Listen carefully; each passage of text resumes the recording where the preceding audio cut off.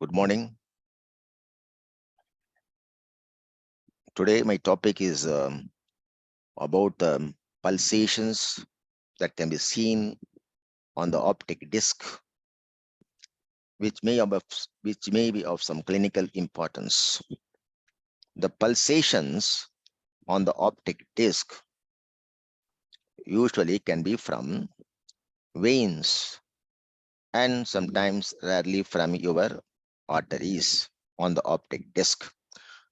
Now I will show you some of the pictures.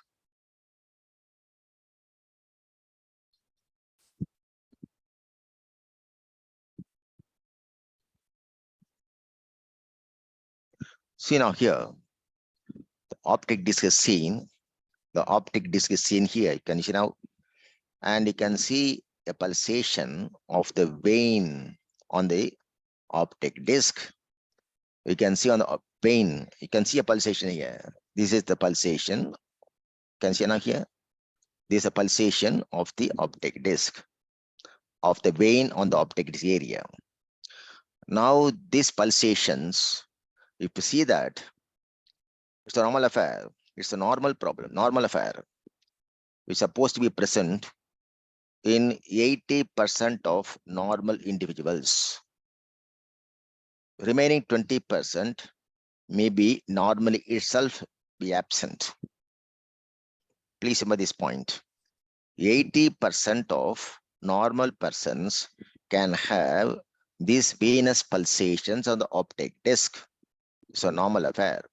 Now, why? What's the reason for this pulsation to occur? You should know this. This venous pulsation occurs during diastolic period of cardiac cycle. I'll tell you how it's happening. During diastolic period of cardiac cycle, the amount of blood supply or blood enters your eye is something less compared to systolic period.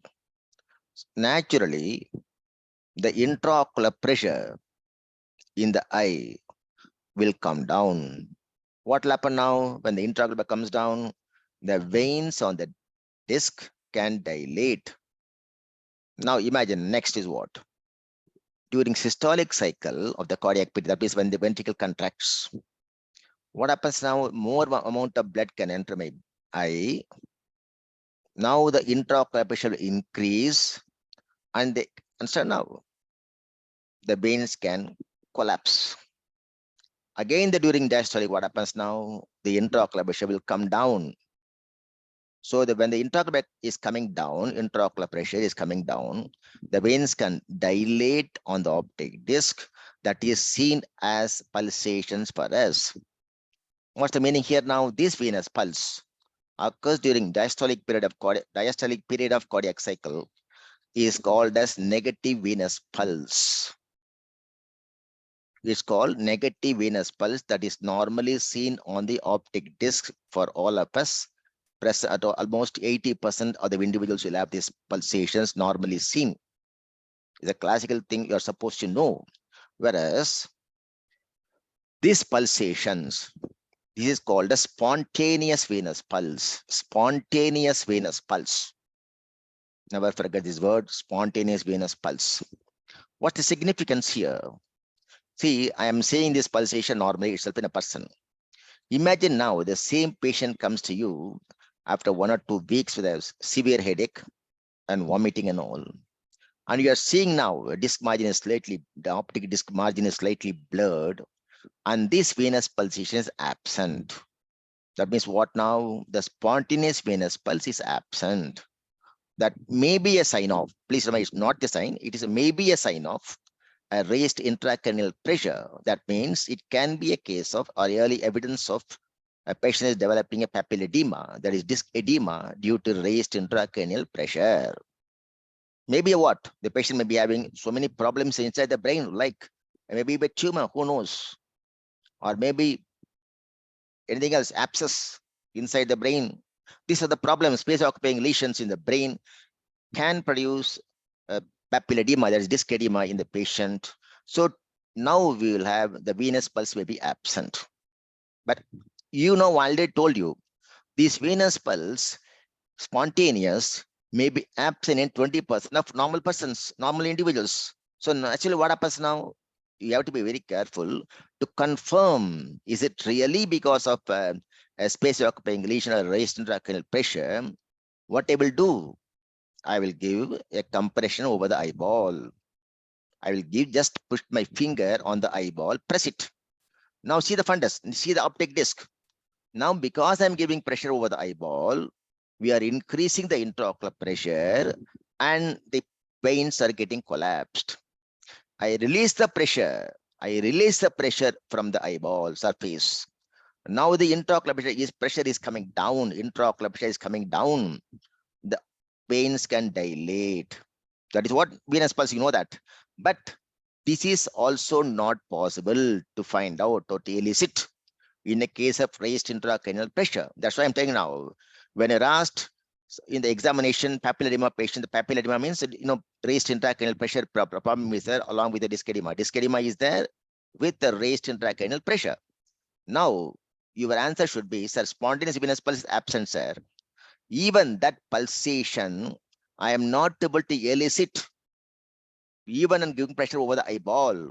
That means it is significant for me. It's definitely a case of brain problem, intracranial pressure increase problem. That's all you're supposed to know. This as far as the venous pulsation is concerned. Now the venous pulse, I told you what now, it occurs during diastolic. That is a negative venous pulse. But sometimes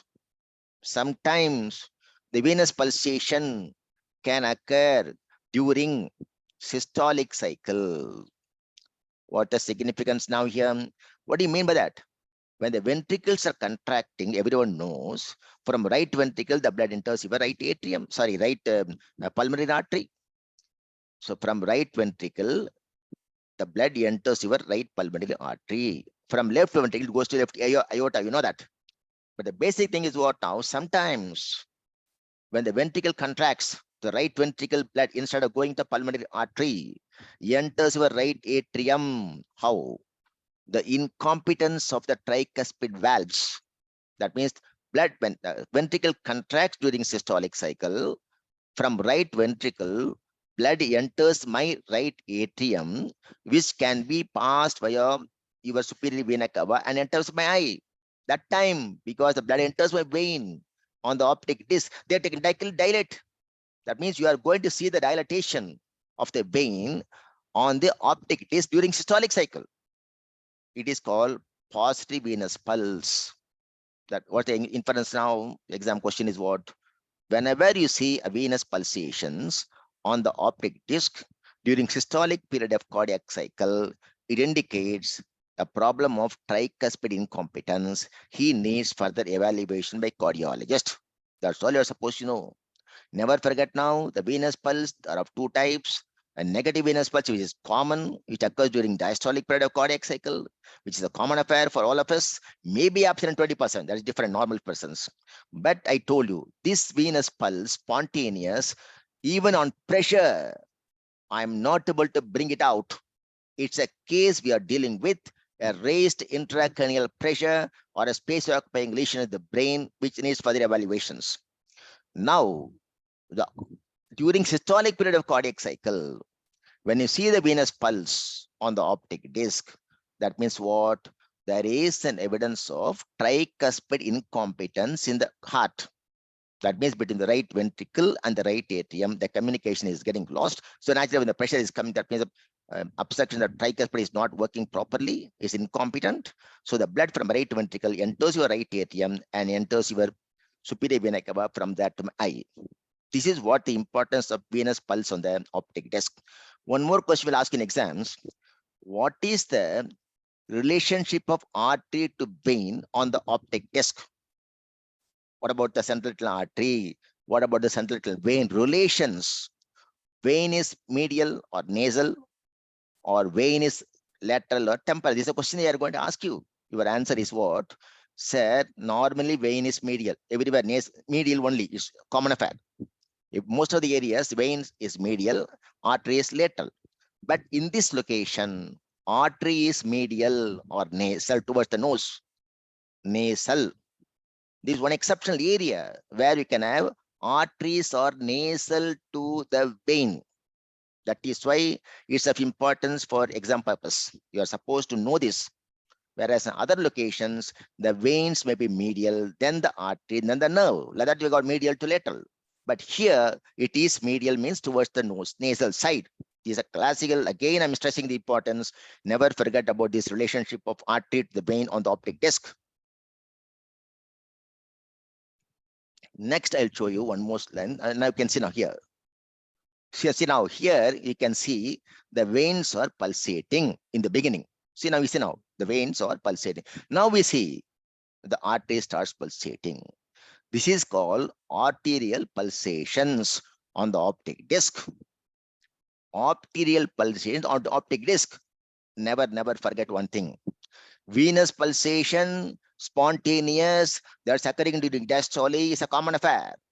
Whereas whenever you see arterial pulsations on the optic disc, it is always pathological. It's not normal affair. Never forget this. Never forget. That means arterial pulse, when you see, it's a problem. Venous pulse, negative venous pulse is a common affair. You know that. That's why never forget, whenever you see arterial pulsations on the optic disc, the problem is there in the patient. How can it happen now? How can it happen? I will tell you. You know, we have got the blood pressure. You know, the blood pressure is there. I'll tell you here.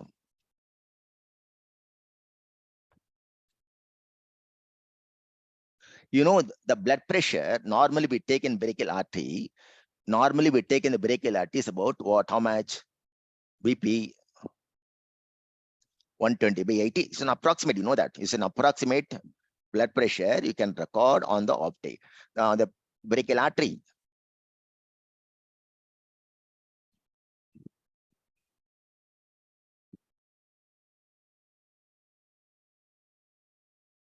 BP brachial artery, that is systemic BP, approximately normal systolic is 120. Systolic is 120. Understand now? Systolic is 120. Systolic is 120 and diastolic is 80. But what will be the pressure in the central artery which is supplying your retina? This is a question. Or ophthalmic artery. From where the central artery is arising and supplying your retina? You know that. So what will be the pressure? They will ask you. Important exam question is what? How do you measure the blood pressure in the central retinal artery? Is a classical question again. Never forget, we have got an instrument called ophthalmodynamometer. Ophthalmodynamometer, which was used those days to find out the BP of CRA. But of course, we need two persons. One person has to see the optic disc, other person has to give pressure over the eyeball. You can find out. That's different. But when you are not having ophthalmodynamometer, what to do? Your answer is, sir, I will measure the systemic BP as 120 by 80. Systemic BP as 120 by 80. Now the pressure, approximate pressure in the artery, central artery, that is on the optic disc, the artery blood pressure is approximately, I'll tell you, you have to calculate like this: 2/3 of systolic. That means what? 2 by 3 of your 120.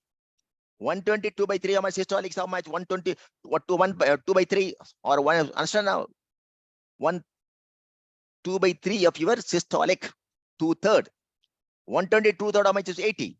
So 80 is a systolic pressure of your CRA on the optic disc. What about diastolic pressure on the CRA? The systemic diastolic, in this case, I told you 80, 120 by 80.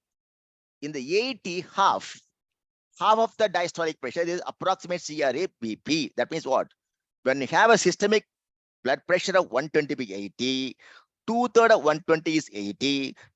80 of half of 80 is 40. So 80 by 40 is the approximate blood pressure of CRA. Never forget this. 2/3 of systemic systolic and half of systemic diastolic is the approximate BP, blood pressure of CRA. Never forget this point, again and again stressing. We had an instrument those days, ophthalmodynamometer, of course, now also available, but nobody's doing. But how to find out with a normal BP apparatus? Take the BP of the patient, You know systolic, diastolic. You know 2/3 of systolic is a BP of CRA, systolic of CRA, central artery, and half of your diastolic is the diastolic of CRA. That's the most important point you're supposed to know. Now I am going to see artery pulsation on the optic disc.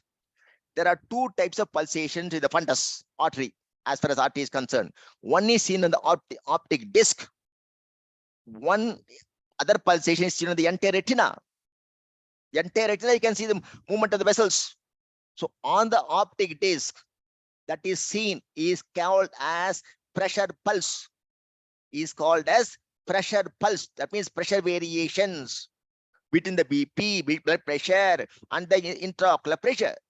Whereas the remaining area, the fundus, entire retina, you are seeing some pulsation. It's called the true pulse wave. It's called true pulse. There are two types of arterial pulsation, the retina or the optic disc. One is mainly on optic, it's called pressure pulse. And the remaining retina, if you see artery pulsations, that is called true pulse wave. Now, where can you see this true pulse? The pulsations or the entire retina is vessels. Where can you see the pulsations in the entire retina? Your answer is never forget. Hyperdynamic circulations. Hyperdynamic circulations. For example, in a case of aortic incompetence patients can have pulsations in the entire retina, which is called true pulse. You might have heard, you might have at least studied about the dancing carotids. The dancing carotids in a case of aortic incompetence patients, the dancing carotids. Similar to that, here also, you see the dancing of the vessels on the retina. That is called hyperdynamic circulation case. Classically, your answer is aortic incompetence. But the most other important points you can have the true pulse wave. That means in the retina you can see is called your anemia patients or hyperthyroidism, thyrotoxicosis patients. Thyrotoxicosis patients, anemia, and at least aortic incompetence, never forget in exams. If you're asked artery pulse in the retina is always abnormal. On the optic is also abnormal. In the retina, if you see, it's called true pulse wave. Whereas when you see the pulsation optic disc, is called pressure pulse. I told you.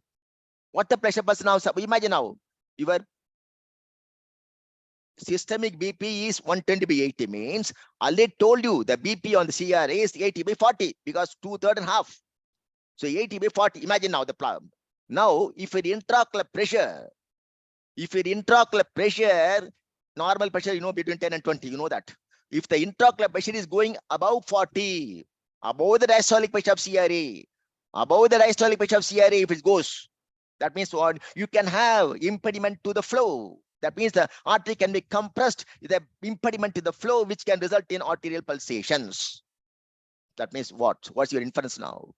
Whenever you see artery pulsations on the optic disc, I have to suspect a raised intraocular pressure.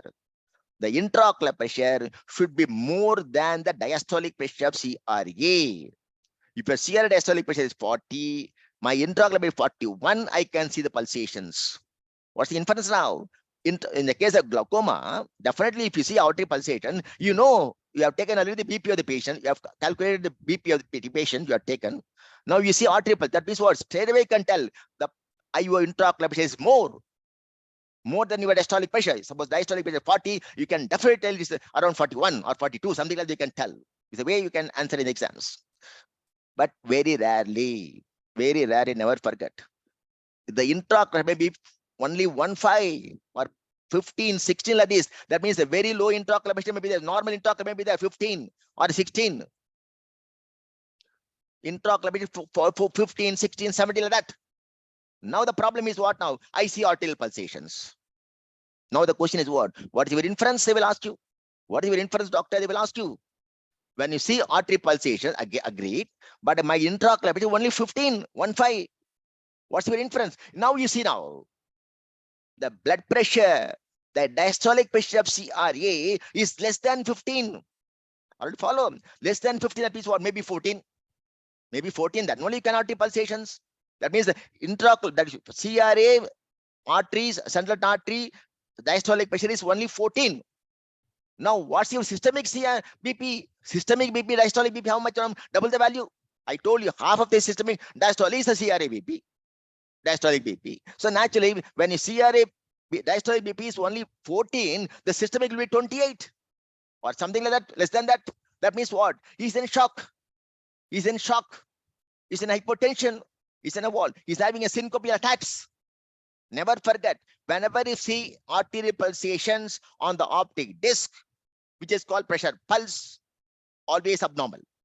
One possibility, the intraocular pressure in a glaucoma patient, raised intraocular pressure, that glaucoma patients may be more than the diastolic pressure of CRA, central artery. That means if CRA, central artery diastolic pressure is 40, it should be more than 40.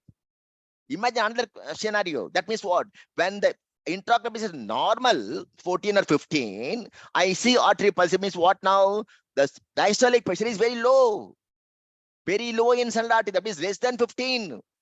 When the central artery diastolic pressure is only 14 or something, the systemic diastolic is double the value. That means maybe 28. When you have a diastolic pressure of 28 systemic, what will happen now? The fellow is in hypotension, is sinking. He's sinking now. That fellow is in shock.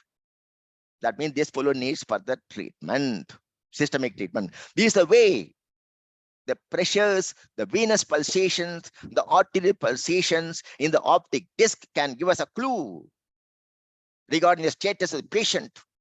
This is the importance of knowing these pulsations. Never forget to know, or at least try to look at the disc. You can see the venous pulse definitely. Suppose you're in doubt, you can do one thing. You can press the eyeball, release. You can see the veins collapsing and coming out. That's what. Or artery pulsations. Suppose you are not able to see artery pulsations. If you want to see, just give a pressure over the eyeball. Keep on giving pressure. Give pressure and see the disc. Now you are increasing IOP, intraocular pressure, more than diastolic pressure of this CRA, central artery. You can see the artery starts pulsating. This is the way you have to see, practice. You can always come up. You can always diagnose problems. You will not miss the findings. You know why I'm stressing this point? Hey, you are getting a patient of glaucoma in examinations. A glaucoma patient is given to you. Now you are measuring BP, blood pressure of the patient. You will tell 120/80. Now when you're examining the intraocular pressure for the patient, you will tell 45.